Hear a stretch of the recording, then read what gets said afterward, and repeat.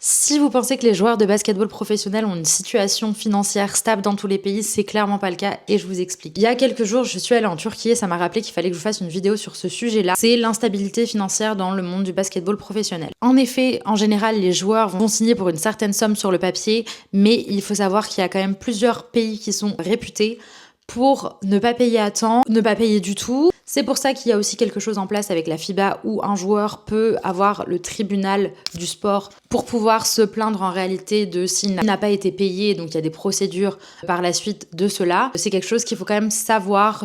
C'est un devoir de l'agent de quand même prévenir son joueur s'il le met dans une certaine situation. Alors oui, c'est des contrats qui en général sont quand même bien plus hauts au niveau de la rémunération pour ces pays un peu plus à risque.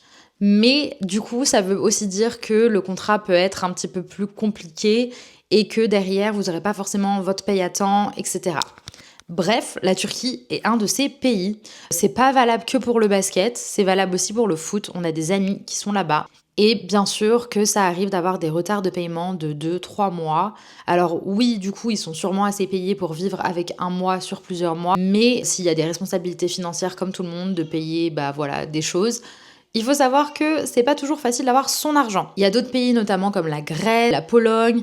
En réalité, il y a plein de pays. C'est pour ça qu'il faut se rappeler que quand même en France, les joueurs ont quand même de la chance. En général, ils sont payés à temps, ils sont payés ce qu'on leur doit. Alors oui, ils sont taxés au max, mais c'est quand même un avantage d'avoir une sécurité financière. En Turquie, je ne vous parle pas de toutes les équipes en Turquie. Il faut savoir quand même qu'il y a des équipes qui sont au top niveau et qu'en général, ça n'arrive pas. Si vous êtes dans les 2-3 meilleures équipes de la première division ou même quelques meilleures équipes de la deuxième division, bref, il n'y a pas de généralité, mais il faut savoir que quand même c'est un pays qui est plus enclin à avoir des retards de paiement. Et donc il faut pas juste se dire, surtout pour les jeunes qui veulent sortir de la France, jouer au basket professionnellement, il faut savoir que dans d'autres pays, c'est pas toujours aussi beau et rose. Vous allez en France, par contre, une expérience de vie qui est incroyable, il y a du basket qui est aussi super intéressant. Bref, il faut quand même faire attention quand vous signez un contrat dans certains pays, il faut le savoir. Cela ne veut pas forcément dire que c'est que du négatif. Vraiment, je voulais en parler plus par prévention et plus par volonté de diffuser l'information que juste dire de la négativité sur certains de ces pays.